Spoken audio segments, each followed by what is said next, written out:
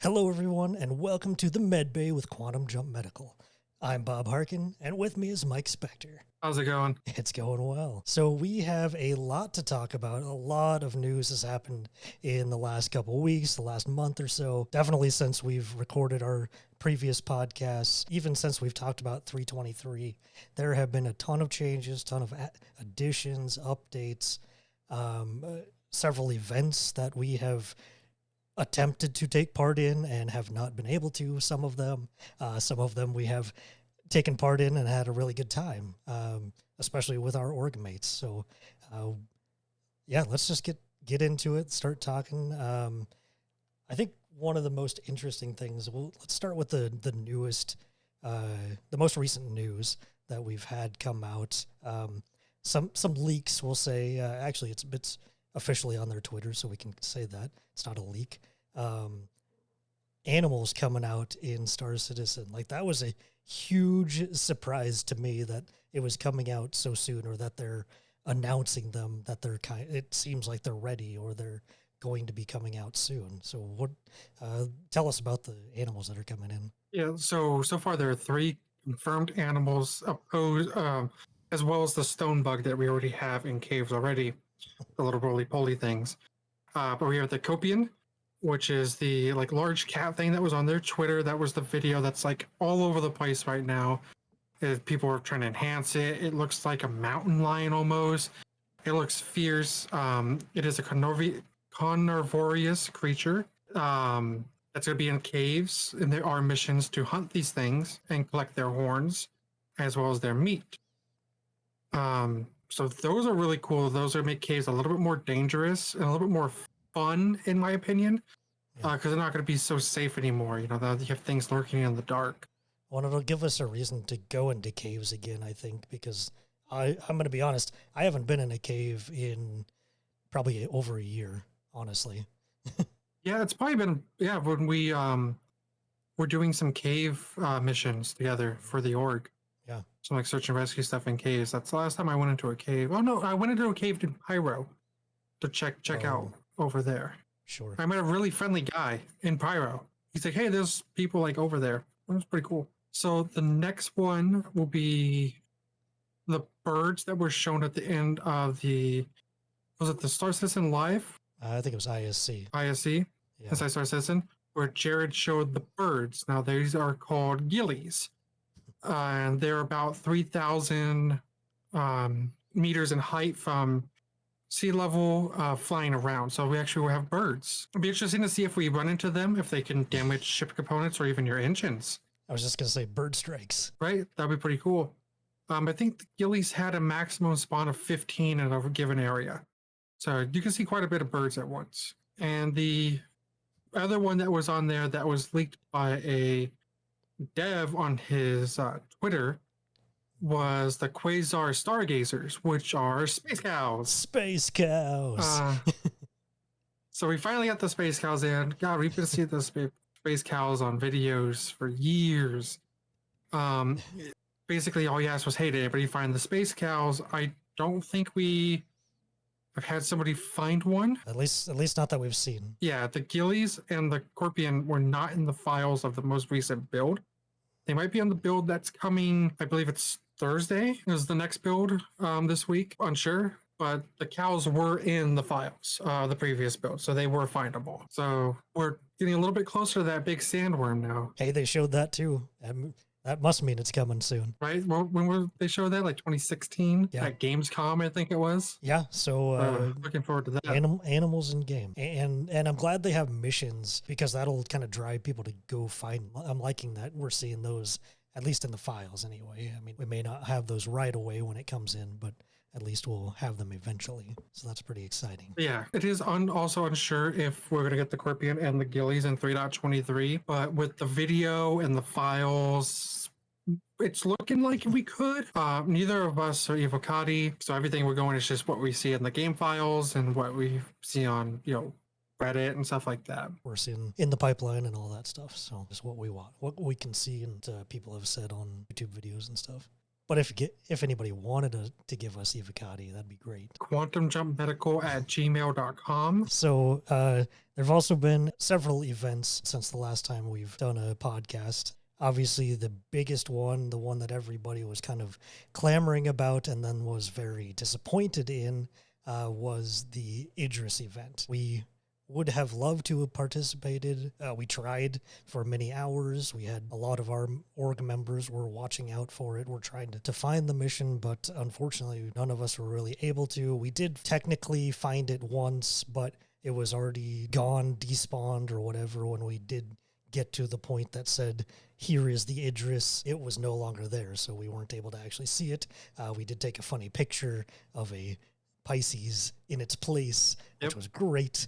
But yeah, we unfortunately weren't able to see it. Yeah, to me, I mean, I kind of agree with the sentiment that it really felt like really built for streamers and content creators. I just read something today where they're like, well, the first person that was in the seat wasn't even a streamer or anything.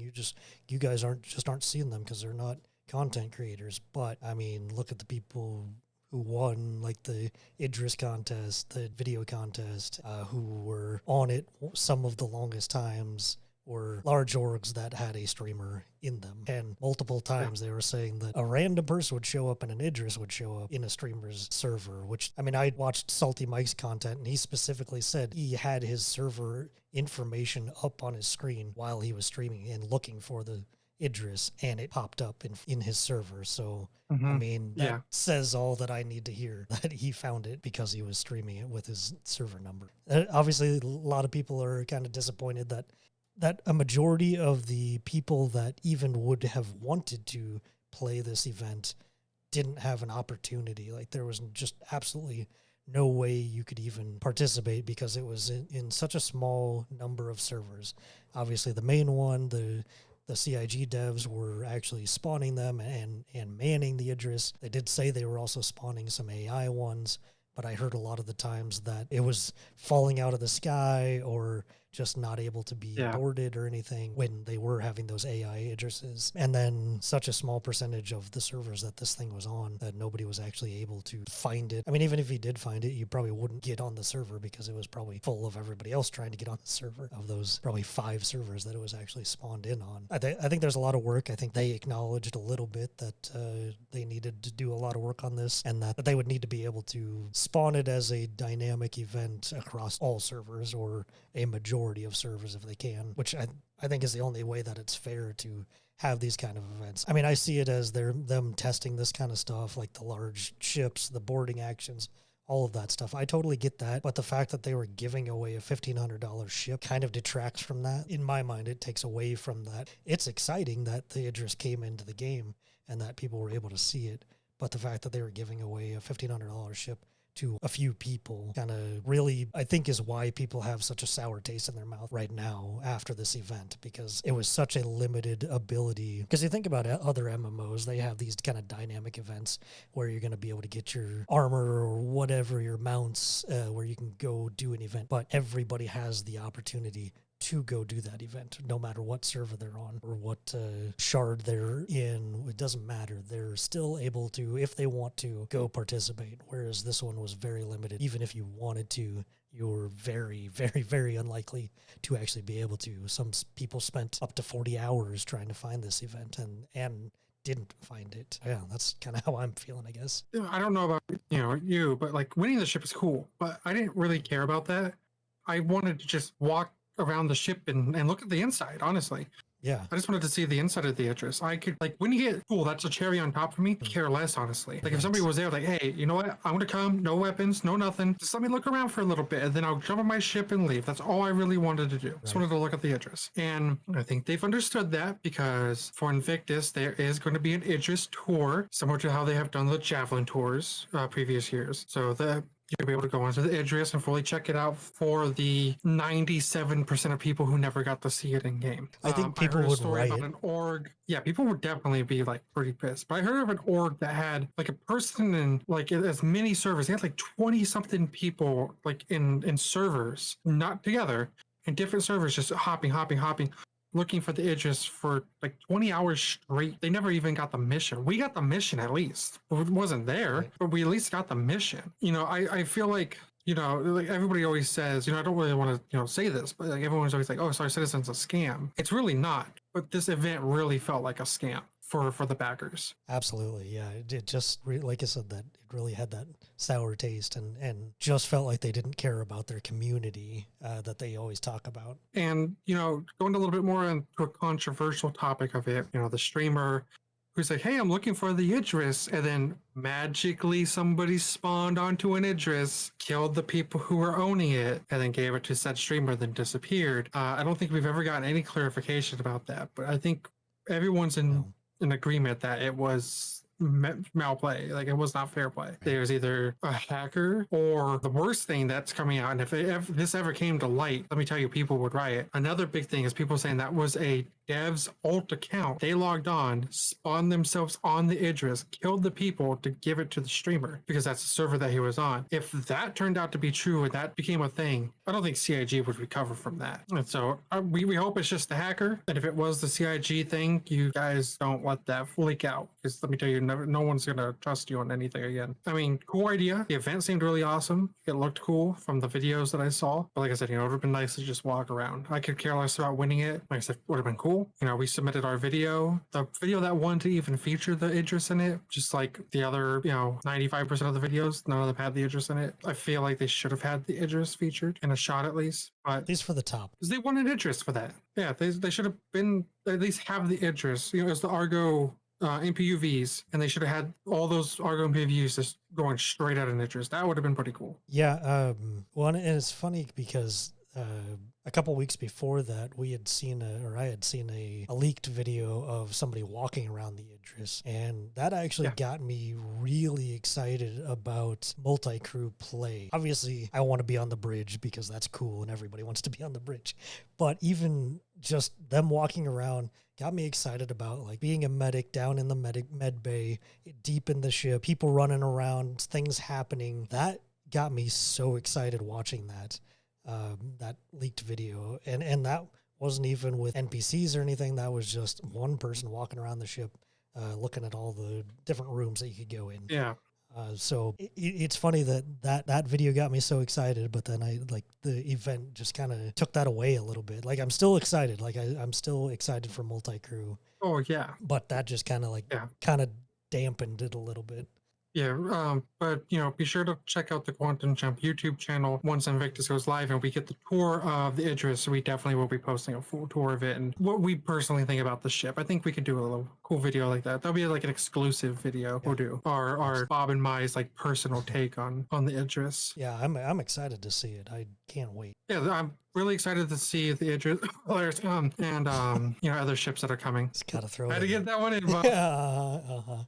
I'll take one of the Polarises off our list of stuff to talk about. Did you not notice there's like 3? Yeah, I did just now notice that. Well, I think next we should talk about the Overdrive event, which successful one. Yeah, a very successful one, which is going on currently. It will be going on for the next 4.5 weeks. We're down a week already. We've been able to participate for about a week so far. And the first part of the mission, so Overdrive leads up to Xenothreat, or however you want to say it. And this first part is an intel mission. So it's kind of like they've already got these kind of missions in the game, or have had these missions in the game, but it's just kind of expanding on it and making it much harder than the has been in the game so far. At least for a solo player, you are most likely not going to be able to solo this. I've heard a few people have been able to get through the entire thing solo, but it's so much easier if you have a group. We've been running this with our org and helping everybody kind of get through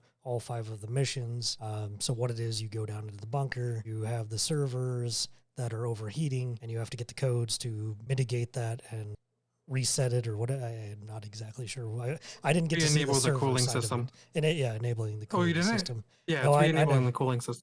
Yeah, I only ever did the code part, or was helping with that. So I didn't see the actual server room stuff. But it was very fun. Like I enjoyed it, and being able to watch like multiple screens and stuff. When we kind of found those angles, that was pretty cool because we could monitor a bunch of places with just a few people. We've kind of Yeah. streamlined that a little bit, but then obviously having all the enemies spawn back in and have to go clear those out is exciting at some points, and wiping out our whole team a few times when we weren't expecting them. Although that one time they spawned behind us, or not in the elevators, they spawned kind of just on top of us, and that was Oh, that that's was what got you guys all down that yeah, one, huh? when you guys weren't down there yet, we had gone down before they actually spawned, and so like, Oh, so those were the initial spawns. yeah, they weren't the elevator spawns. They were actually the initial spawns that we were too early, or it hadn't caught up with us yet, and so they just showed up and wiped us out real quick. But luckily, we have multiple teams coming, and we're a very good medical crew and can take care of that type of thing when we need to. But I've been having fun with it and helping out our other org mates to kind of go through this. Yeah, with the exception of Siege of Orson, this is probably my next favorite event. Obviously, we haven't done this entire event because we still got a new mission every week. So we've only have phase 1 out of 5. So once we get the other ones, it'd be a lot cooler. It'd be really cool to do this all in one sitting. Like do all the intel, then do all the that would be so much fun. It would be long. It'd be a lot of fun to do it all like in one sitting and just kind of like get it all done at once. Which I hope at the final week they do that. They just like wipe it, like everybody do all stages at once. That'd be really cool. But it's a lot of fun. Really great event. And we'd even say the best part about this event yet. So with this event, we got a brand new ship. We got the Hornet F7C Mark II. And once you complete this event, you get a upgrade to the F7A Mark II. Everybody's kind of saying like, oh, this is the gold pass version and they're just putting it in the game now. I don't think so. I think it's a Squadron 42 ship because you're going to be in the military variant. I mean, obviously Gladius is the hero ship in Squadron 42, but I think this is just a ship they had lying around because of Squadron 42, and now that it's done. And before we only had access to the civilian variant, and this is just the military variant of the Hornet F7C. The Mark II, like Bob said, is a Squadron 42 asset. It's a little bit more of an updated version on the more popular F7C Mark Is, which are readily available, including the Super Hornet and stuff like that. So the difference is the F7C is the stripped down civilian high-end market variant for private security, as opposed to the A, which is the actual official military variant. Biggest thing about these ships versus the Mark Is the Mark II is smaller. It's a little bit more smaller, more streamlined, more compact, and somehow has more weapons. Or not more weapons, bigger weapons. Where as opposed to we'll compare it to the Super Hornet because that's essentially the same loadout it runs. The Super Hornet has the nose gun, which has 2 size 1s. On your wings, you have 2 size 3s. And on the top turret, you have 2 size 2s. Now, with the A version, the F7A, the military one, you get 2 size 4s on your wings. Your nose turret has 2 size 3s, and your back turret also has 2 size 3s. So 4 size 3s and 2 size 4s. That's a lot of firepower. And 8 size 2 missiles. It also has a size 2 power plant, which is not on the original Hornets either. They have the size 1 power plant. Yeah, so you're getting a lot of firepower, a lot of power behind this thing. Yes. So the C Mark II, which is the one that you purchase before you upgrade it, doesn't have the top turret. It has a 2 SCU cargo module, which also functions as a drop ship. You can have people sit on that and like actually do the emote to sit, and you can carry 4 people in there. It's actually pretty fun. We did it a couple of times, and it doesn't have a nose gun. Now you can equip the Mark I tools onto the Mark II. So you can equip the Mark I top turret, pucks and turret, and then you can just put a size 3 on the front nose, or you can put the nose turret, at least for the time being. Yeah, I think there's a lot of good things about this ship, and it's nice that they're giving it to us. And I mean, it is interesting that they're like a reward for an event, something that you do have to purchase, of course. I mean, but I know a few people have asked the community teams and stuff, will I be able to use that upgrade on something that I buy in game? That's definitely something I want to hear about. I think it would be great if they did allow us to do that. I think they should do it that way because it's an in-game event. Definitely should. But yeah, it's definitely interesting that they're kind of tying this in, and you get that free upgrade if you get through the entirety of the event, which we definitely plan on doing. There are a lot Yes. of steps to it, but we've got a good crew that can kind of help out, and we've got plans for weekly events for this type of thing. Kind of gives, I think it again also gives orgs and smaller groups or any groups to kind of work together to go through these missions, and kind of gives them an excuse to sit down and group up again. Helps tie in like group play. You're not really going to be able to solo this type of stuff, and it's not built for that. We are playing an MMO. This is a game for multiplayer, obviously, and grouping up. And Yes. I hope to see more things like this. Obviously, things that everybody can participate in, like this event. You just have to wait for the event to pop up in your Moby class, and then you're on your way. And I think one thing we should point out is, if you're still working on the first section of this, I see a lot of people ask, oh, are you doing 5 of 5 in the chat? That part doesn't matter. As long as you join and get the mission, it counts towards your level. Whatever, doesn't matter if you're on 3 Your of 5 progress. or 5 of 5. Your progress doesn't matter. It counts towards your progress. The only thing is, I've seen people saying, make sure to watch out for whether you're getting the different levels, the amounts of money, because it does change between the different levels, between the different progress. So keep an eye on that. Make sure you're getting, so I think 5 of 5, they said, was a $23,000 payout. So once you get that, and then once you start seeing 6 of 5, and once you're not able to get any missions, you should be good to go. Just look back Yes. through your history and make sure you got that $23,000 payout is the thing I've been seeing. Yeah. So to kind of give it an example, if I have 4 out of 5 and I'm doing that mission and Bob hops in, he joins me, it's going to show 1 out of 5 for him. Upon completion, I will have mission 5 out of 5 and Bob should have 2 out of 5. Does not matter what number you're on, it's individually tracked and globally presented. So that's a big thing. Now, another thing we should point out is, if you didn't make it for the first week and you start playing on the second week, you still can do the first week's missions and then do the second week's missions as well. And they have said that they will come up with a way for you to still earn the F7A upgrade in the future. So potentially another overdrive event in about a year or so. I'm just speculating. This is not confirmed. Let's say in another year for Invictus, you can still get the F7A thing if you started playing like in 3 months from now. You still have an opportunity to get that upgrade one way or another, whether it be, they just say F it and look, I didn't cuss this time. F I it didn't have to hit and the button. you just purchase the upgrade, or if they're going to do another overdrive event where you can earn the upgrade for free. It'll be one or the other, I'm assuming. Whether they do it as a dynamic event where something triggers it, or if they just have this as maybe a yearly event or a semi-regular event. I think it's already set up to be that. They can just slot it in whenever they want to kind of run this thing, give people a reason to kind of jump in and do this massive play. I hope to see more things like this and regularly. I think they're getting these missions in place to where they can do that kind of thing, where it can be a large, massive event and a step-by-step event.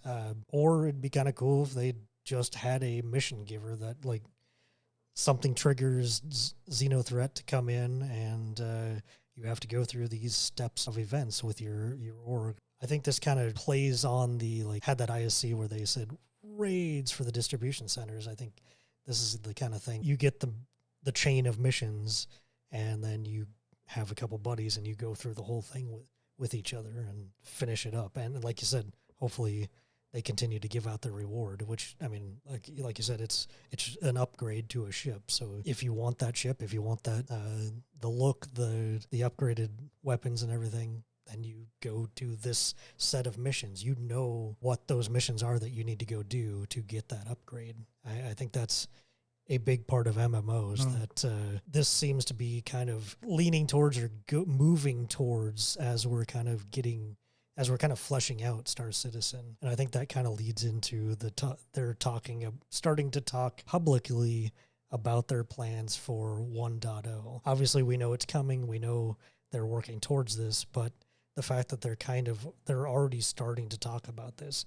I mean, there have been other things that they've started to talk about, and it's a couple years away. This is not going to be anytime soon. There's a lot of polish that they need to do. But I think I think this is also why they're holding back the progress tracker. I think it's all going to tie in when they can finally start to say something and start putting that plan in place. I think this is why they've been holding it back. I think they're trying to think further out again. They used to think further out and show us that kind of progress, but obviously they had to scale it back a little bit because for a while the team did get smaller when they all went to Squadron 42 because they were in that kind of pre-polished pass where they were trying to get the gameplay elements down pat and get us into this place where we can kind of expand Star Citizen back out. So now we have all these teams that are all kind of working on multiple things, because before, I mean, essentially they were working on one major section at a time. So they would focus, everybody that was still in Star Citizen was focused on cargo. They were focused on salvage. But now we've got these multiple teams that can work on multiple things. That's why 323 is such a big patch, because we had these teams together since August or so, and this is leading us to where pace is gonna start picking up in Star Citizen, and they're going to get to those places where they can put these missions together, where they can have multiple systems all come online, where they can go back to old systems and kind of update them. Obviously, they can go back to mining and kind of finish out that game loop. They can help us out and go back to medical and kind of flesh that out, and they don't have to wait for the entire team to go back and work on these things. They have these separated teams that can kind of start working on these individual processes and get us to that 1.0 faster. There's obviously been a lot of... That doesn't even include the ships. Yeah. I mean, they're continuing to knock out the ships. I think we're going to get more than we've gotten in the past at each of those big events. I mean, we're looking at Invictus, we're looking at IAE. Those are the big ship sales, and obviously they've had smaller ones in the past, so we can kind of expect, things like the F7C, where we didn't really expect it to come out at this time, but they tied it in with a big event, with a big mission, and I think that pace is going to pick up as well, because we know and we're excited about the big ships that we know about, and they talked about this is being the year of RSI. I know what you're excited about, but I think there's also the smaller, they can have more people focusing on smaller ones throughout the year. They don't have to have the entire team just working on one ship to get it done. They can separate that out and have multiple things coming out. So I think we're going to get more ships during Invictus than we normally would get. I think we're going to get more ships at IAE. And then obviously peppered in throughout the year too, when we get some of those other patches and things that we're looking forward to. I think it's an exciting time because, like I said, they've got all these teams that can, like I say, work on weapons or ships or missions all separately and they're not stuck waiting for another part of the team, a smaller part of the team. They're all separately working on these things that are all going to come together. And I think that's very exciting and leads to that 1.0, where definitely, obviously not this year, not probably even next year, but sooner than we think, or sooner than we're expecting, or sooner than we were expecting, I think. And I think it's interesting. A lot of people have been talking about, well, how many planets are we going to get in that 1.0? What are the kind of expectations of what we should have in 1.0? And for me, I think it's just like the kind of basic game loops that we have. They're going to polish those out. Things that we have promised. We're supposed to be getting engineering soon. I think that'll get fleshed out before 1.0. Rearming, repairing, repair, refuel, all that base stuff. building. They're gonna push it out. Yeah, base building, all those kind of core elements that they've talked about that they want to have in there. I'm not so worried about what ships we get before 1.0. Like I said, that pace is picking up, but I don't think it matters, because that's the thing that's going to sustain and keep this project going. Like, obviously, I'm not saying that they're stretching it out just because that's what pays the bills, but I think that'll be one of those continuous things. Like any other MMO, they're always putting out new armor and mounts and missions and all kinds of stuff. So, and they've talked about this. This is a live service, supposed to be a live service game where they're constantly iterating, constantly adding to it. I think we're going to get new content. You got to think about like expansion packs, I think, is how they're going to do the planets. Obviously, we're not going to have to pay to get those hopefully we don't have to pay to get those expansions of the planets, but I think that's how you can think about it. Like, we're going to focus on this corner of the galaxy, the star system. So here's another 5 that we're going to put out that we've worked on, and we're going to put it out until we can get to that 100 systems or whatever we eventually get to. I think that's kind of how they're thinking about it in the long term. At least that's what it seems like. I know they've talked about that. I guess I don't know if actually devs have talked about this, but there's been a lot of speculation that the first iteration is going to be like anywhere from 3 to 10 star systems that we're going to get before 1.0. I think is kind of. I think it's going to be the main ones of Pyro, Hera, Stanton, Nyx, and Magda. So those 5, because we have the jump points for the other 3 besides Stanton, and then Nyx has Levski, which is already pretty much fleshed out. Just probably needs a polish patch over it. So it's probably going to be those systems. And we saw in some of the monthly reports, they talked about the Levski hospital and stuff in monthly reports. So we know they worked on that stuff. So that's very likely. Yeah, not just planets too, like for expansions. Who's to say like once it releases a year later, we don't get the mining upgrade where maybe instead of doing asteroids and, surface, maybe subterranean, like we can actually mine out like mine shafts in a planet, maybe only in areas that you own your land property on, but you can mine out a large underground facility for your base at that point. Base expansions, medical expansions, salvage, repairing, there's so many expansions that they can continue to do. It's just what we have on release will probably just be tier 1 out of 3. Right. Yeah, they can definitely do it that way. And a lot of places, a lot of other MMOs do it that way too. I mean, they have those major expansions on the type of gameplay that you can do, or even like expanding on basic game loops and stuff. So, I mean, I've definitely seen it in the past in other MMOs. So that's definitely very likely about how they're going to do this. I mean, they have the tier system that they've talked about. So, I mean, they can kind of get those up to a very workable place, and then, like you say, add on to where or what you can do with those things. So that's a very viable way that they can think about it and kind of expand it after 1.0. Obviously, we're very much looking forward to getting to the place where we can have 1.0. I guess, what are you looking for when what do you think of the release of Star Citizen? What's the bare minimum? That one for me is a little weird. I think I'm going to have a very controversial answer to this one. And I'm going to say 2022. We have bugs. We have server issues, stuff like that. Or honestly, what game doesn't? But for me, Star Citizen has released. The fact that I can jump on Star Citizen and play 8, 9, 10 hours in a day and do something completely different each hour and not get necessarily bored is something that no other game out there has right now. So, like, my controversial take is, it's already out. Okay. That's fair. Like, once we hit 318, like, 317.4, 318, that was its release. Everything else is like, it's an expansion. That's why, like, everyone's like, oh yeah, we gotta get the push to 1.0. Why? What's the point? We've been doing this since 2012, since this was a game on a napkin, for instance. There's no push. And I really hope the devs understand that. Like, yes, we want the stability for the game. It'd be nice to not have game crashes, game bugs, and everything to work polishedly and, perfectly. Take your time.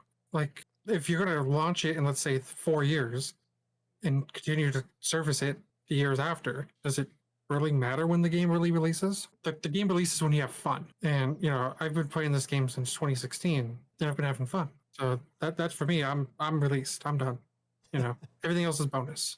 You're in, yeah, absolutely. I think that's, you say controversial, but I think that's a good take. I mean, like you say, even when we don't necessarily have something to do, we can go in and screw around. And I mean, I think we talked about it on an earlier podcast where we spent 2 hours just buying armor or checking out armor and that was a little bit of an exploration, which is something that I'm excited about coming into the game in the long term. But we already did exploration. We spent that time. We sought out different types of armor and what we wanted to wear. And I had amazing fun doing that. I mean, we just kind of messed around. I always have fun. I always want to do it more. Like, I always feel like we could do better on the armors, but I think our armor set we have now, despite the blues not matching CIG, blues don't match. I'm colorblind, and I know they don't match. Please make blue.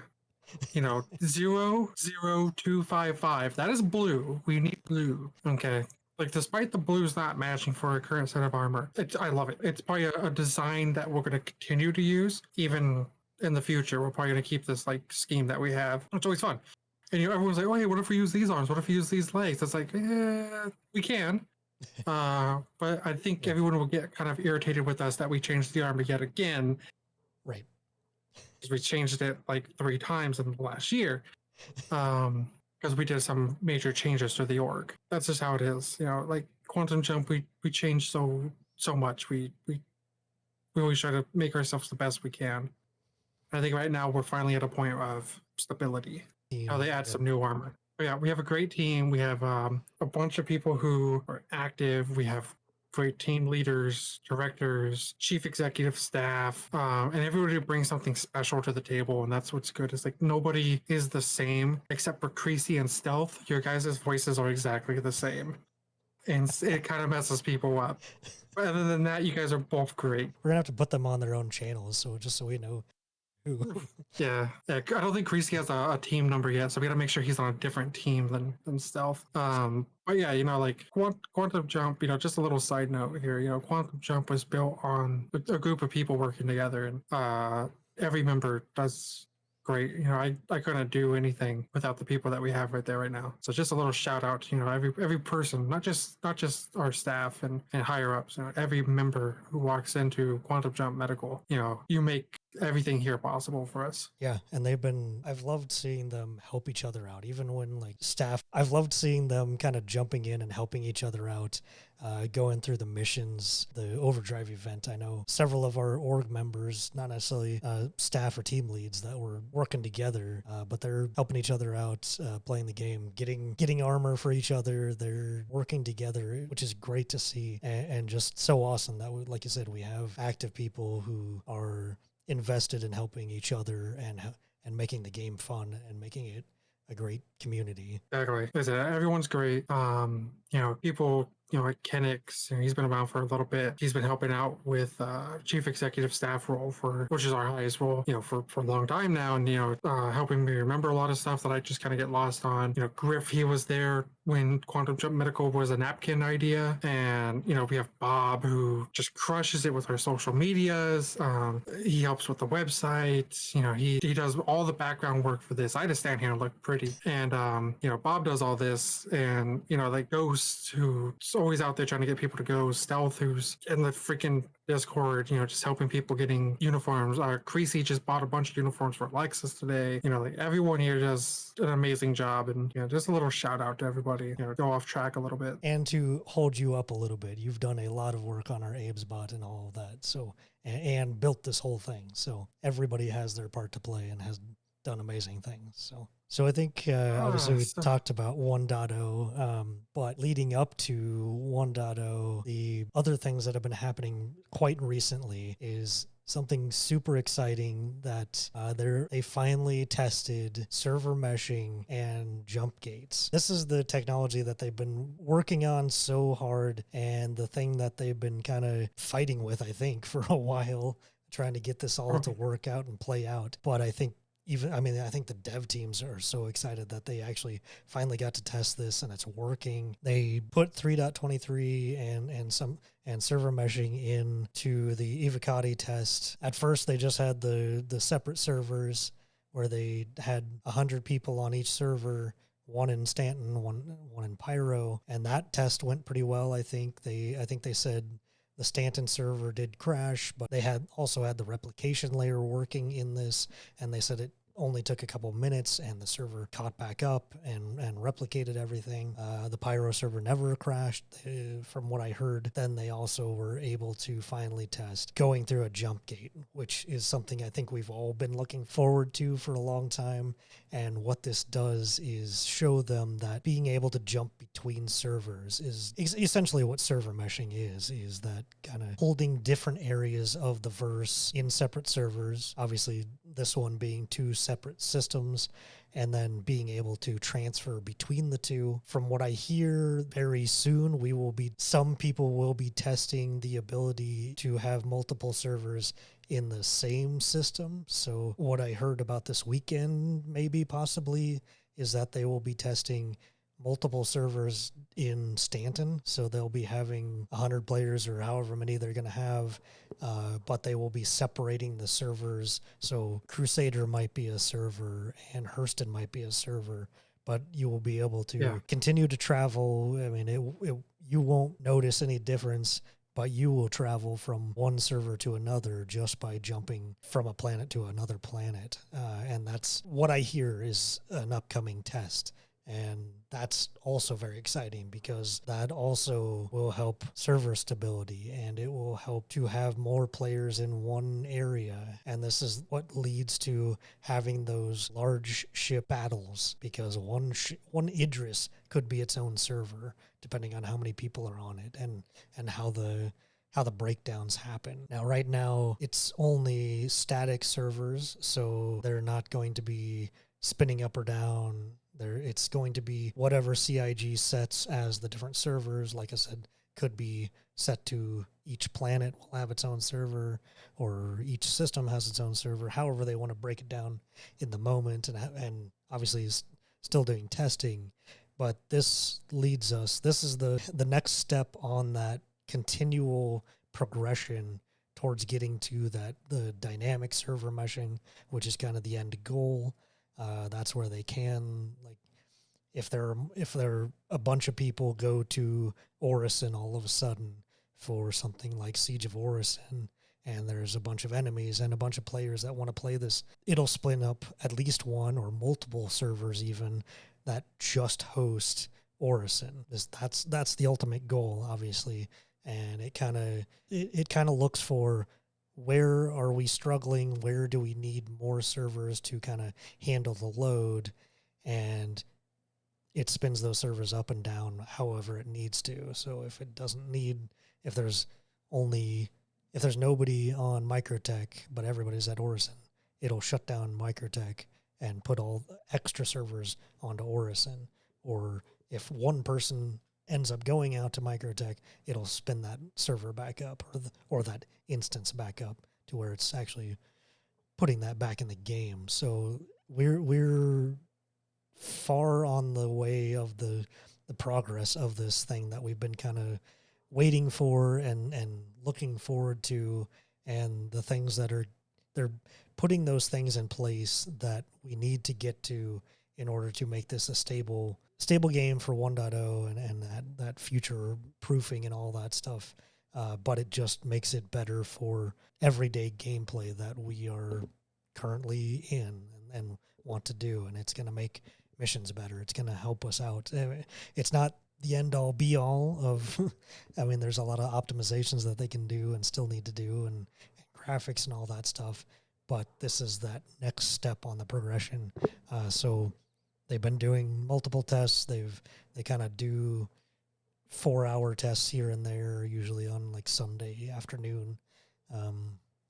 The last couple of weeks they've been doing testing. Like I said, they're coming up this next weekend or within the next week. They're doing some more testing, and sounds like they're opening it up to multiple waves as well. So it's a really exciting time to get to see these things and to see people actually testing these things out that they've been working on for a long time. They're finally kind of at that point where they can kind of start to implement it in game. Yeah, one of the most recent builds that they did, one of the devs shared a picture of the shard having 326 people in it. And I think the final number was about 380 people between Pyro and Stan on the same shard. And boy, is Daymar Valley going to be a lot easier now. Less servers. But, you know, that's cool. It's amazing to see. And, you know, shout out to Mr. Trash, who was the first player to do the jump successfully from Stanton to Pyro, I think was his route. I don't think it was the other way around. I think it was Stanton to Pyro jump. You know, that's big. That's monumental big. Like, you being the first person to do a successful jump like that in a live build, or yeah, in a live area build it's insane. Like, you know, we've been working on this for years. You know, that's 3.17.4 was a year and a half long patch because PES was such a pain, and they just couldn't get it.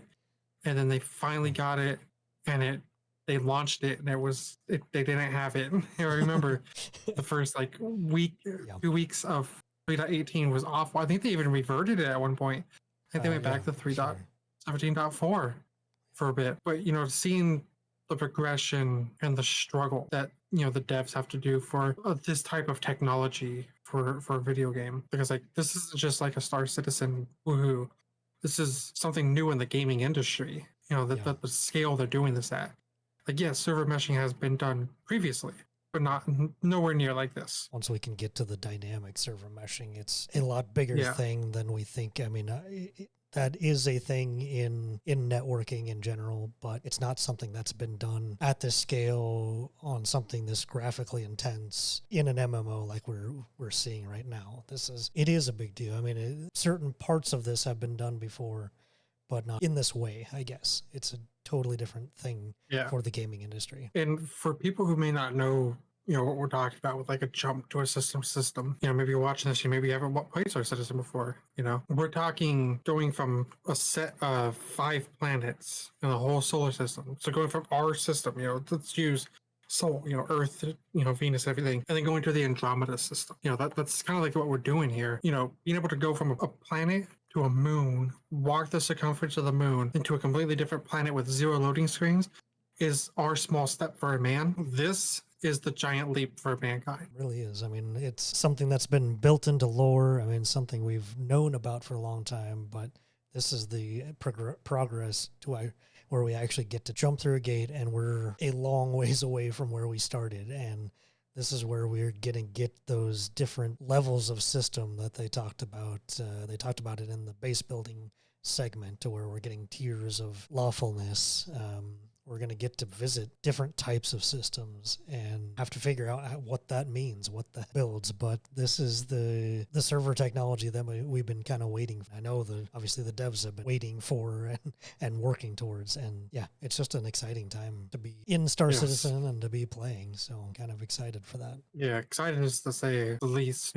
I can't wait. I can't wait. Like once Pyro's up, we're gonna get as many QJM members together. We're all gonna board one ship, probably an 890 jump or something, and we're gonna have a jump together as a group in like a celebration. Yeah, it's gonna be great. I'm sure a lot of orgs plan to do this. A lot of orgs, a lot of the communities. I'm sure we're all planning something. Yeah, it's definitely gonna be a day to remember, and when we hit that. Well, and then like we're talking about Pyro being that second system that we're jumping to. I mean, we're excited to see that. I mean, we saw it during CitizenCon about a week after they had the test servers up that you could go play it. I know they've had several tests since then, or several times where people have been able to jump into there, but not obviously this jumping back and forth. It's just interesting and exciting to see a new system come online.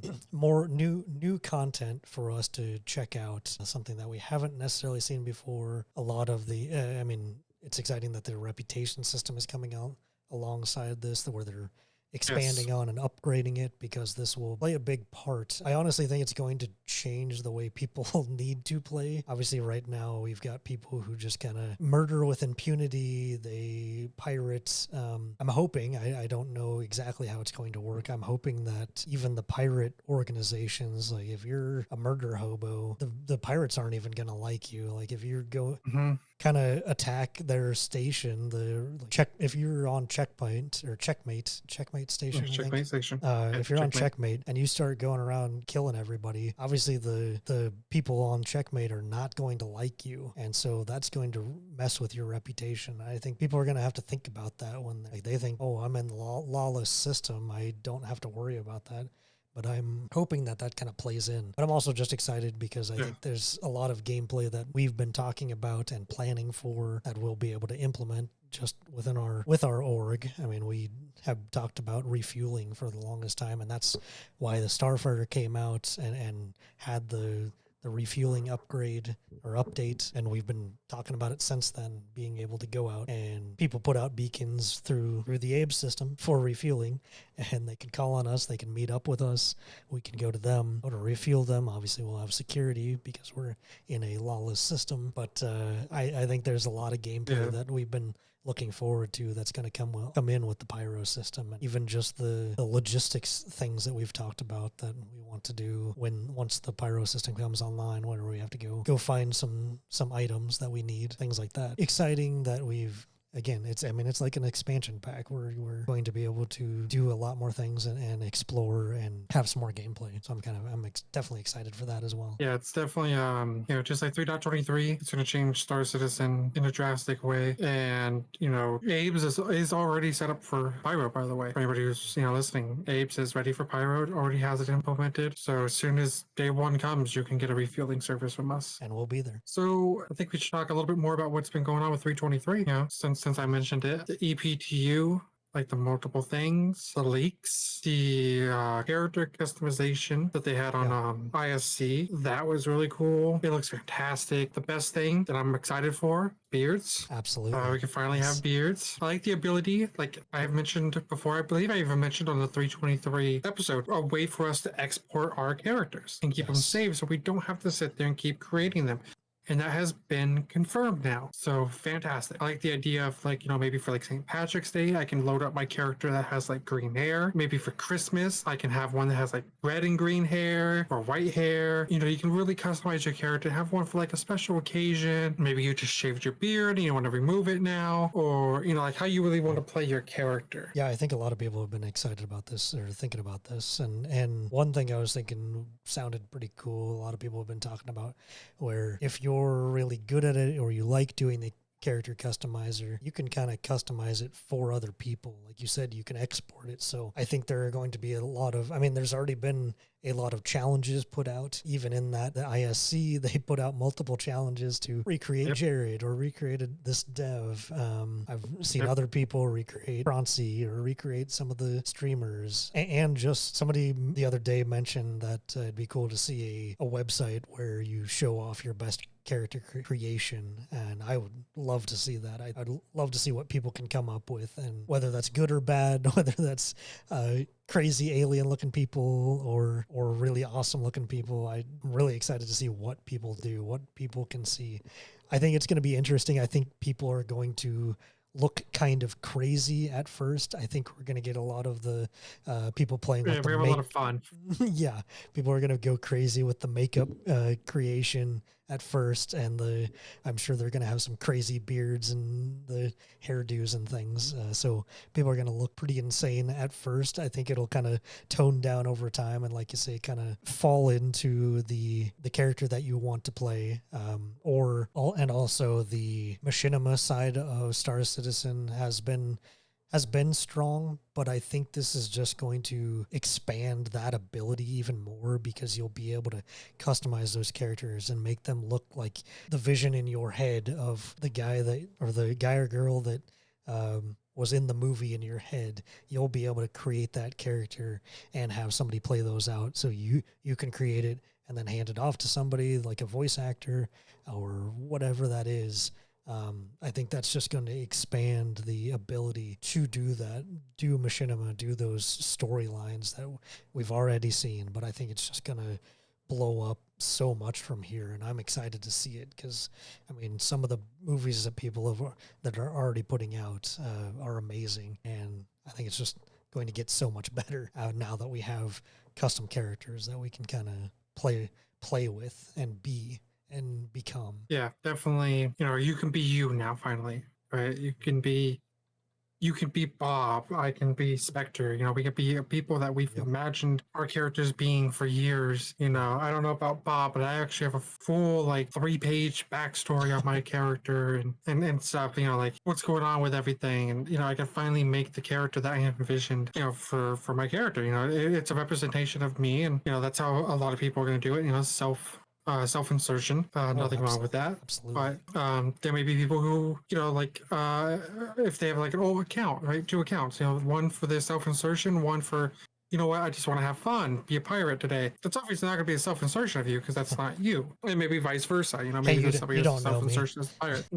I guess not. But, that's stuff that we can really look forward to. I just can't wait. I can't wait to sit there and spend 3 hours making a character and then get off for the night because I'm already done playing. Yeah, I played the game for 3 hours. I'm good.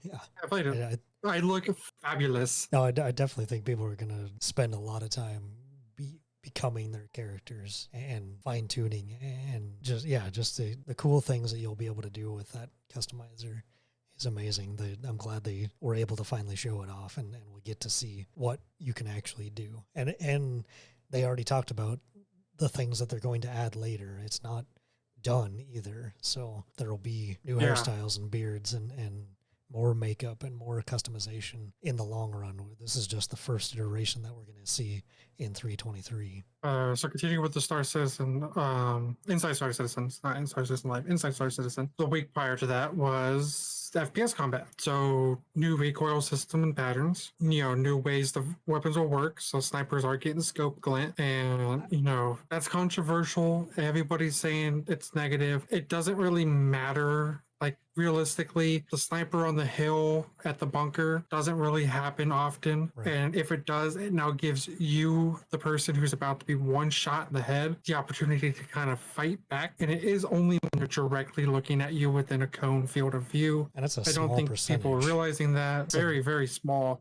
It sounded at most 11% was what it sounded like. The angle of where the sniper is actually, and whether they're looking at directly at you or not. So you have to be within that cone, which is only 11% of an angle. Yeah. I think people have the bad taste of thinking like Call of Duty, where it's a big bright light. It's not going to be a flashlight like it is in Call of Duty. And Call of Duty is a linear multiplayer map. You are on one side, they're on the other. You don't have everything around. If you're a sniper and you see a ship landing, like let's say on the south side of a base, and you're on the north side aiming directly at them, expect to get caught. If most people are going to land on that south side, if most people are going to land on the south side, go on the east or west side where they are going to physically have to look for you, or go further south than they would typically land and get them from behind. There's still plenty of ways to get the upper hand. It just gives that person on the ground a 20-30% chance of survival in that situation. If you don't like it, submit feedback. They adjust it. You still don't like it, submit more feedback. Just like Jared said, don't like it, keep submitting feedback. They'll tune it eventually. But try it, and let me tell you, you're not going to notice a difference. Like, if you have a sniper rifle, you're 200 meters out, and that guy with the AR sees you, he's not going to pop you with one shot in the head. You're still going to get the kill. He's just going to know, like, oh, it was a sniper. That's the thing. Like, it gives him a chance to run to cover. And if he gets the cover, so what? You're a sniper. You're just going to sit there. Either A, you're going to sit there till he pokes out, or B, he's calling a friend to shoot you with a ship. So, do what a sniper would do and change your location and get the shot off. I have no problem with this. I was looking it up, and I mean, you think about Battlefield has it. We played BattleBit for a long time. That has it. Arma even has some scope glint. I mean, all of the and realistically, obviously, it's not a major thing, and there are ways to mitigate it, but it's a real life thing. There is scope glint in real life. Again, obviously. And we know what you're gonna say. Well, what about at night? It's still a game, and it has to applied by game logic, not so much ultra realism. Because if it was ultra realism, trust me, you wouldn't be flying around in a spaceship. Right. You'll be in your mom's Honda Civic. And they can say, oh, the light is bouncing off of Crusader, or it's bouncing off of Hurston. The explanation doesn't have to be it's only the sun, because you can still get it off of the moon or in real life. So and the scopes are all digital. They're all digital scopes. I don't think there's an analog scope. It's just be the reflection of the scope light on the inside. There's plenty of ways to explain it. And again, it just gives a tiny percentage of an ability to counter snipe, to not just immediately be sniped without even having any idea where anybody was. And you, like you said, you still have to keep your head on a swivel. You still have to look around and find that person. You're not just going to immediately know where they are. I mean, there could even be false flags. I mean, you see dots every once in a while out in the kind of off in the distance off of rocks and stuff. Like, you could think, oh, that I'm looking over here because I think there's a sniper, but no, he's actually over here. There's plenty of opportunity for that. And they might add something like that too. Yeah. They might add an equipment thing for a decoy. Later down the road. Nothing says that they can't. Yeah. There's you pop down, there's like 50 lights on you, and you're like, oh man, there's really only one sniper. Right. Yeah. Which one is it? Well, and I like what they said about that guy that just goes to jump down just to snipe and has nothing to do with, isn't going in to get the stuff. He's just there to ruin people's day. I mean, obviously it's a PvP area that we've considered a PvP area, but I think it still just kind of at least gives people a chance to take that guy out or find that guy, because currently you would never know. Yeah, and Jumptown is pretty much the only place I've ever seen somebody just chilling out with a sniper. Heck, I've been the guy chilling out in the boonies with a sniper rifle when we've done Jumptown before. You know, if you don't like it, there's 2 doors now to Jumptown. If he's on that door, go to this door. There's many ways around it. There's many ways to counter it. It just adds a small amount for the person who can get one-shotted. Like, you know, we did a retake Security Coast Korea the other day, and the guy was wearing a heavy helmet. I shot him directly in the head. He went down in 1 shot. I didn't feel good about that. Like, it was kind of cool because, you know, he didn't know where I was. He didn't know anything. He just was at the terminal and then down. Not that scope glint would have saved him at all because he wasn't looking at me. He would have died either way. But the ability to one-shot someone like that is too overpowered for a game like Star Citizen when we start to talk about stuff like Death of a Spaceman, which we will get into just a little bit. I don't want to finish off these ISCs. That specific one leads into the dynamic reticle. Yes. Again, another thing I'm okay with. I think it's one of those things that it's a tactical thing. It's something you have to choose to use, to enable. It's working into those specializations that they've talked about in the past. This is a specific helmet that you're going to have to put on. You're going to have to put on the combat helmet that has this ability. It tracks where your barrel is pointing. So while it is going to help, it helps with hip fire a little bit, but it also helps you kind of understand your weapon a little more because it also shows the spread of your gun. So if you're just holding down the trigger and the box goes like this, you know that it's going to hit anywhere in here. I'm not necessarily going to hit right where I'm aiming. So this is just another way of helping to learn I think it's a good way to learn the systems, learn those individual weapons. And this will actually probably help some of those higher end players. Like they're kind of complaining about it right now that, oh, it's just kind of an easy hip fire system. But honestly, it's more about learning that kind of higher end parts of the thing that most people don't think about. Because I mean, I'll be honest, I don't really think about where my gun is spraying. I think about just getting it down range and killing the bad guy. But this is going to help people and especially help those higher end guys that need to know like exactly where the gun is going to shoot and how many bullets to shoot before it kind of spreads out too far and that kind of thing. I think it kind of really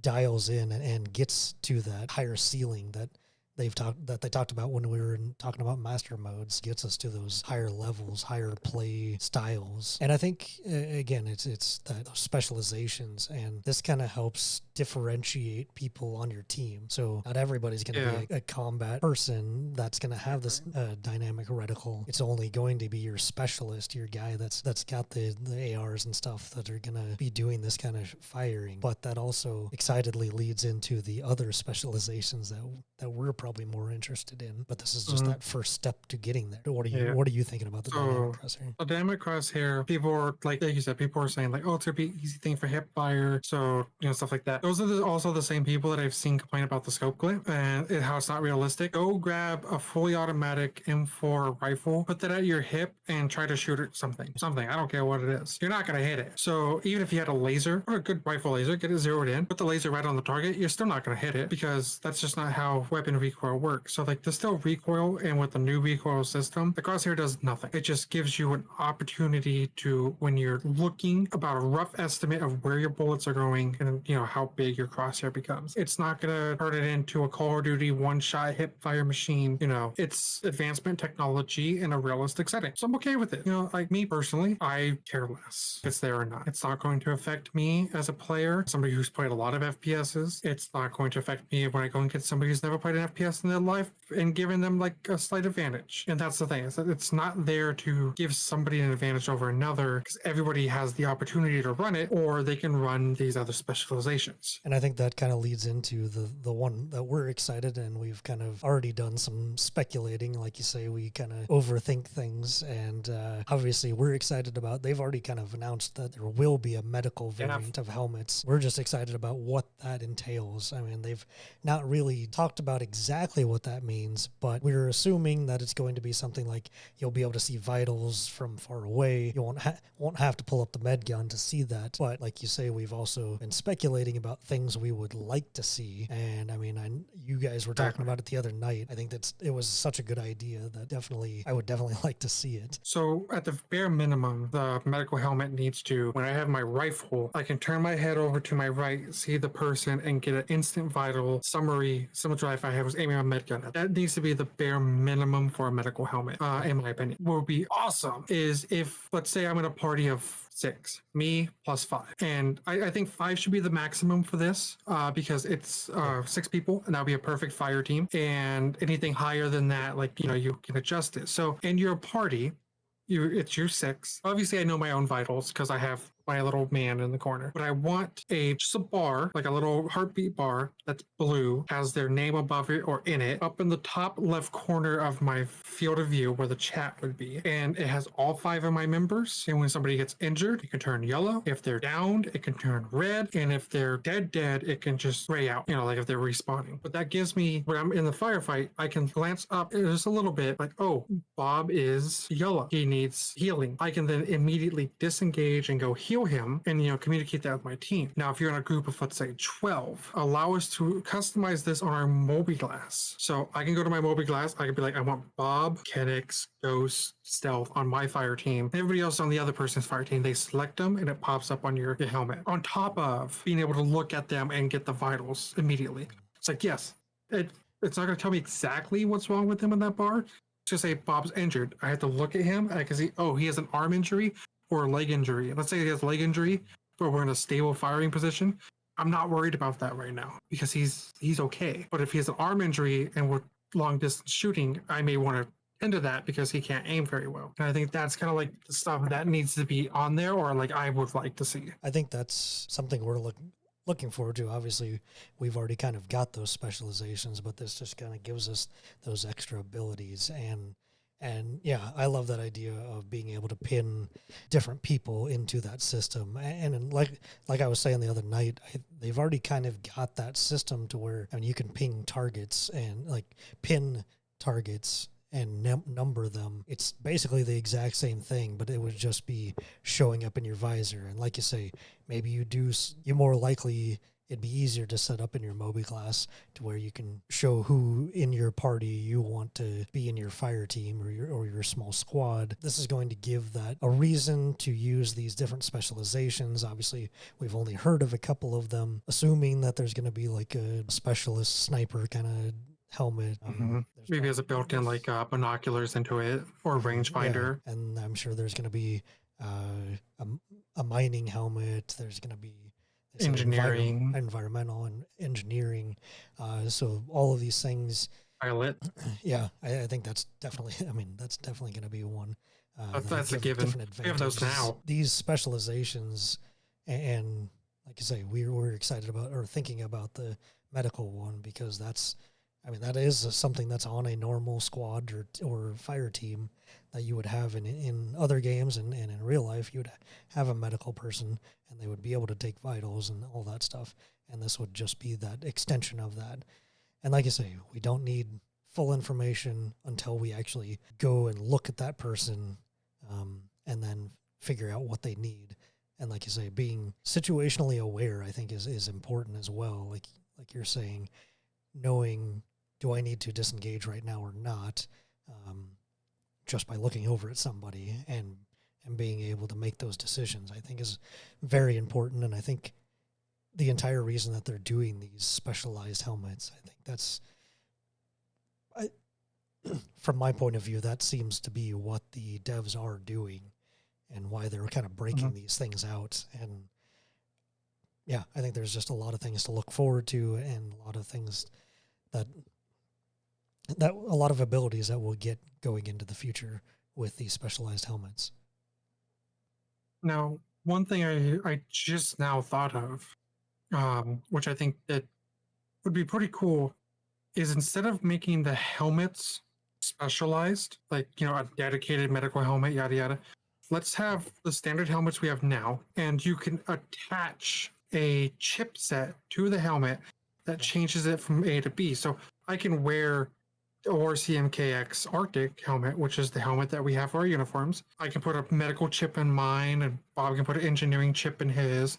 So we have the same helmet, we just have different specializations now. Right. That's something that they should look into, because it would be really bad if, like, let's say all the medical helmets are red. Well, red's not our color. We don't use red for our uniforms. And so now we're being forced to switch to red to get the medical ability, or throw that medical ability away and do everything classic because it's not our color. I think having a chipset, like an attachment, is what's needed. Like a little, like slot. Butcher helmet has it, like the one with the antlers and everything. There's an item attachment for it for the Christmas decorations. So that for the chips. So it's already in place. It's already there. Let's utilize this for the helmets. And this could go for every, maybe the chest piece can have a module thing to it. Maybe backpack thing where you can add like a bigger backpack to it, or you can add extra EVA boosters, or maybe like a biogel. So like if you get shot and you're like bleeding, it will just instantly use a med pin that's like screwed in. You don't have to like pull it out. There's tons of things that you can do. And that helps to kind of keep the current armor in place. They don't have to make new ones, but it allows us to kind of customize how we look, but gives you those different abilities.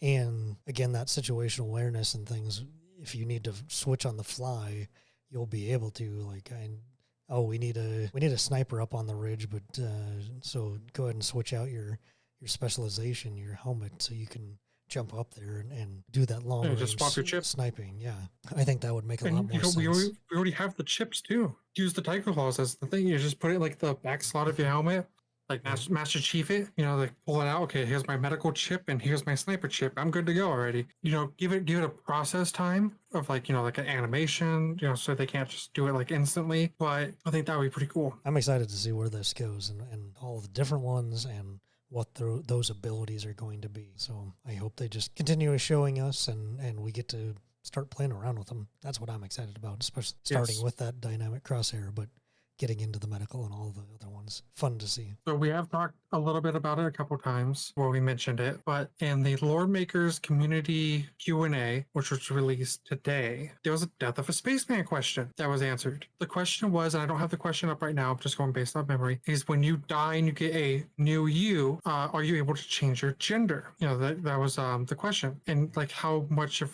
like a change is it? How do we know that if Mike Spector, my character, becomes Sarah Spector, how do I translate that this is the same person legally in lore? So they did answer that. They said, it is a new you, and you have a registrational documentation that gets transferred over based on your DNA base structure. So that was pretty cool and interesting to read, because that made me start to think about the original concept of death of a spaceman, where you get downed 6 to 8 times and then you become a next of kin. I still think that should be a thing.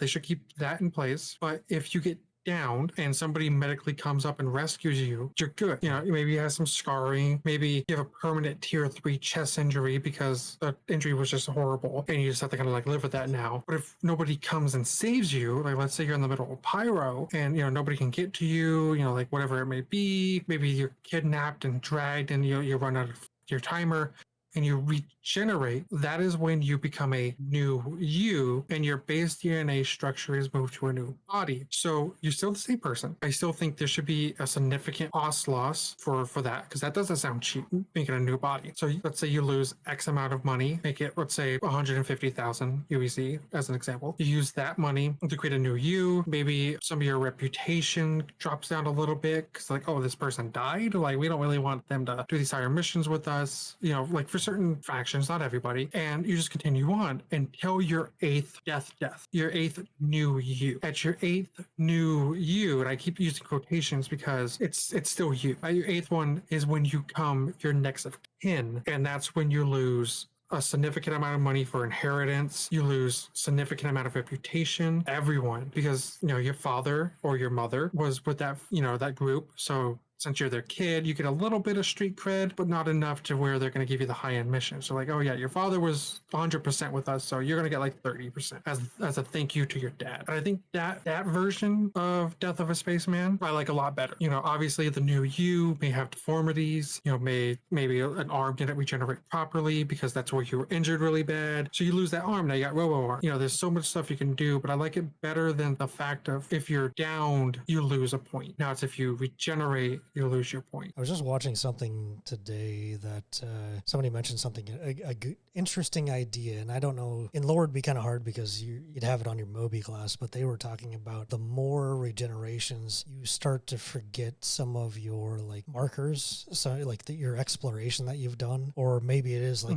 like you say, when you're switched to your next of kin, you obviously didn't explore this area, so you lose all of your exploration information. I mean, maybe it's the same thing. Maybe it's a 30%. Like you lose 70% of the mapping that you've done because you're handing it down to your next of kin, and there was data corruption or something on the Moby class. It didn't get recovered, so you lose 70% or something. And I think that's an interesting idea too, because do you have a consequence of dying, of not keeping yourself safe, and the more regenerations you do, the more you lose. And I think that was kind of an interesting idea. And like you say, I agree it should be in the reputation system, but it should also be in some of the other systems. And especially if you do have that next of kin where you fully die, I definitely think you should lose quite a bit of your information that you've gained. Yeah, you should almost be starting off clean slated, which is whatever's in your hangar, like certain things purchased from like ships, and then like I said, a little bit of street cred, a little bit of your money back. Let's say you have 10 mil, you know, inheritance fees. Let's say you only get like 6 mil back. You know, you're losing 4 mil for just dying. You know, funeral costs, inheritance, wills, lawyers. Just say that's all from that, and you lose that X amount of money, and it should be a percentage. It shouldn't be a set amount. For that, it should be percentage wise. So if you have 400 million sitting in your personal bank account, bye to 1.5 million, 150 million. But that's something where like org stuff can come in handy too. You know, like put all your money into an org bank account if they give us that, and that's kind of safe money. Yeah, I think that's the best way to go. Like you say, you're kind of handing it over to the organization. I mean, it's like a trust today, putting it in the org bank instead. Or even give us an NPC option where you can put it to a bank. Hey, this is for my next of kin as a trust fund. I don't think that's the right word.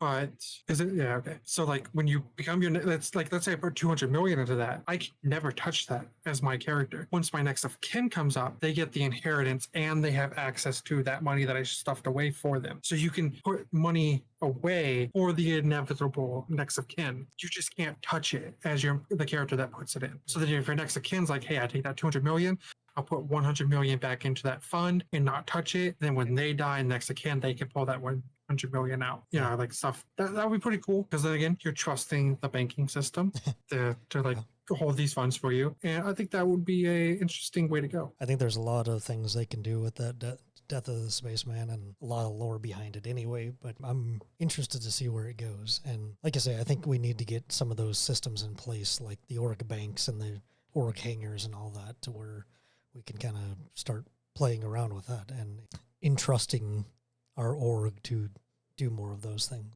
So yeah, that's kind of what we're just looking for Death of a Spaceman. So there's one thing I want to say before we get to the last bit. Whispers in Space Fast.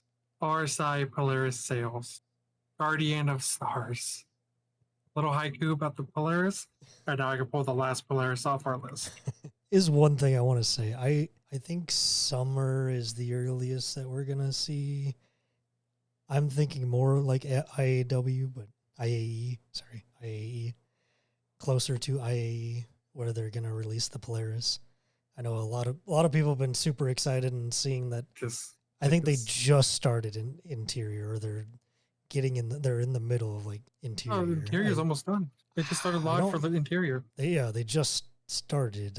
I think it's, I don't know. I think a month. I think it's a little further than people are thinking. In a month. Get the work. I'm excited to see the Polaris too. Even though I don't own one, I will be crewing yours. Be the medic in the back. The Normandy is on the way.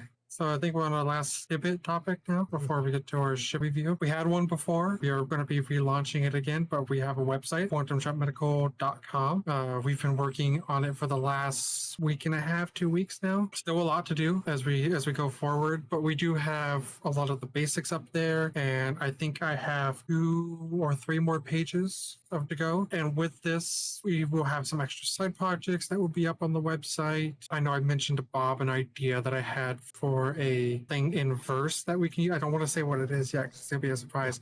But he knows what I'm talking about. And this will be very helpful for not only Quantum Jump Medical, but for every person in the verse. And it'll be all consolidated in one easy, fine location. And it will help everybody out the best they can.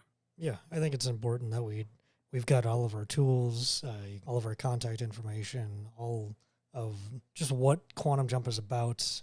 You can find it all in one place. We're excited to get this back up and running. We had it up before and had great functionality then, but this is just Quantum Jump Medical 2.0 for working on our connections and building our partnerships and our tools that we use. We're excited to get this back up in front of people and allowing people to use our systems that much easier than they passed. Yeah, and what's great is, we have some other people in the org who know a little bit about web design, and they've been giving us some tips and stuff like that. There's only 2 people who are really working on it, me and Bob here. Neither of us are web developers. We do what we can. That's kind of like how we've always been. I've been a really good jack of all trades. I did all of our bot stuff. I've been working on the website. I was doing social media. I suck at social media. I've done a few edits for videos and photos, but it's good to have a hub for everything outside of just the Discord. Granted, the Discord has tons of functionality into it with the bots that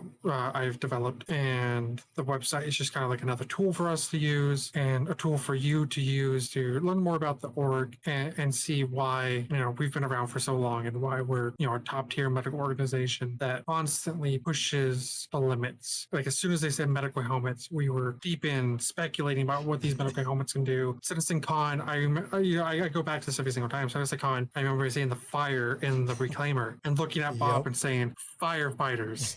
Yes. And that's where it started.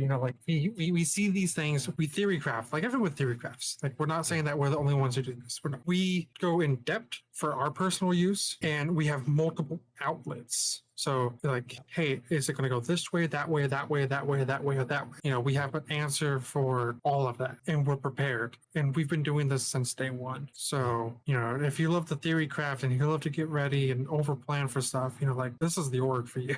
Because everybody does it. Everybody's like, oh, hey, what's that? And I'm like, oh, that's a good idea. And then I'll write that down. And that's what the org's built on, is preparing. We're ready for anything that Star Citizen can throw at us. Like they can throw something big at us tomorrow and we'll have an answer for it by the end of the day. Learning about that type of stuff and, having it out on the website, there's tons of certs that we have for the org that aren't in game yet, but it's stuff that we're like, hey, we're going to need this. Like fire suppression is one of them, the firefighters. That's not a game yet, but it's something that we know that we're going to need eventually, so it's there. Anything else to add about the website there, Bob? Just that's the best place to find us, and it'll lead you where you need to go. And we do have a section for the Medbay where you can watch the most recent episode as well. Be sure to check that out. It's live right now, quantumjumpmedical.com. Some pages will say soon, and that means they have not been fully fleshed out, but be sure to check back regularly as we add more stuff to pre-existing pages, new pages, and more. All right.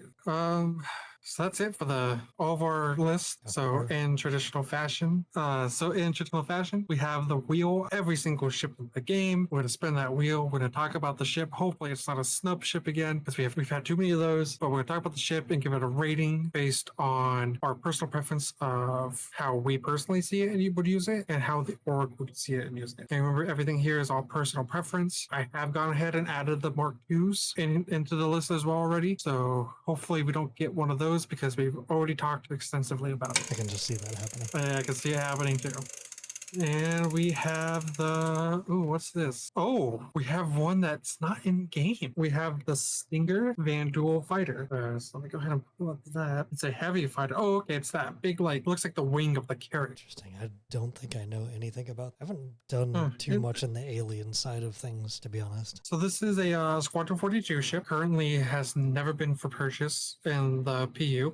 It is active for Squadron 42. It is the Vanduul Heavy Fighter. It is a class size medium with a crew of 1 to 3. And here's what's interesting to me, right? One size 3 power plant, one size 2 cooler, and one size 1 shield on a heavy fighter. Now, is this because it's a Squadron 42 ship and it's supposed to be a little bit easier because, you know, you're the hero of the story? And if so, if they ever add this to the game, are they going to change that size 1 shield? That would be interesting. For weapons, go ahead. I was going to say, my thought on that may be that maybe it just has a ton of armor, and it doesn't really need a big shield. Like you say, that makes more sense with the Squadron 42, and you're going to just be able to take care of this thing pretty easily. It does look pretty armored, looking at it. It doesn't have like an armor rating because armor's not really there yet. But weapon-wise, pilot-controlled weapons are 1 size 5 plasma cannon and 4 size 2 laser cannon. So pilot weapons, that's going to do a lot of damage. For the turret, you have 2 size 2 plasma cannons, as well as 16 size 2 missiles. It's definitely gonna pack a punch when you go up against it. Pack a punch. Blast cannon, unless it has a boatload of armor. Yeah, that's the only thing I can see is that it just is thick with armor. Yeah, like I said, unfortunately it doesn't say, but you know, let's assume it has enough armor, like a terrapin. Let's give it terrapin armor, because we have a terrapin armor rating, and it's heavy. It's all armor. So we're gonna go with the assumption that due to the size 1 shield, it has terrapin armor or better. For our personal things, let's give it just terrapin armor rating. It looks cool. It's fierce. It's a little weird, like it looks like the Carrick's wings, you know, like they rotate on the side almost. I mean, I always love a good fighter. I'm not a big fan of Vanduul. The ships are cool, but I don't think I would ever use one. What about you? Yeah, I don't really like any of the alien ships. I know a lot of people do, but I mean, this one, at least the dark pictures look really cool. It does look pretty badass. Yeah, I don't think I would probably get this. I mean, it's a 3-person fighter, but you only really have the pilot and the turret gunner. I mean, I guess engineering would be the other person. Not sure what that third crew member would do. And then, like you said, that if it's got that great armor, I mean, that could be very good. You could go up against a lot of different things, and that firepower is very good. I just definitely can't see me using it. Yeah, you definitely got to put the picture of it with the planet behind it, the concept art, in the YouTube video, because that looks pretty cool. It's like an alien bird, kind of. Yeah, it's very Tavaran for a Vanduul ship, and that's what's a little weird. But it also still has that like scythe and other stylings to it. For me personally, I'll give it a 5 because it does look pretty cool. As an org ship, I'll give it a 3. Because the size 1 shield is not going to be sufficient enough for us to use as a fighter when you have options like the F8, which has more firepower than this, and the Mark II, which also would have more firepower than this. And those are mediums. So they're punching above their weight anyway, at least above this thing. I'll probably go 3 for both. Again, alien ships don't really appeal to me. And generally, I'm not a heavy fighter guy. I'd probably... mediums generally is where I would sit, or light fighters. And yeah, the usefulness for the org, it's a 3-person ship, but only 2 people can actually do anything. We've got other options if we're gonna be fighting like this. So yeah, I just think the usefulness is pretty low for us. So I'd say 3 for both. Interesting that we got a ship that has never been for sale as well. Again, our list has every single ship in Star Citizen, ones you can't even buy. It's kind of cool to look at this ship. I don't think I've ever looked at it personally before. I didn't know that there was too much lore about any of the Vanduul ships, so it's nice to see something like that and seeing what kind of firepower and what type of ships they have out there is interesting. So I think that was a good episode. We covered a lot of topics, a lot of recent news, and I think that we're gonna call it there because we've been talking for quite a while. We will see you on the next one. Yep. Bye, everybody.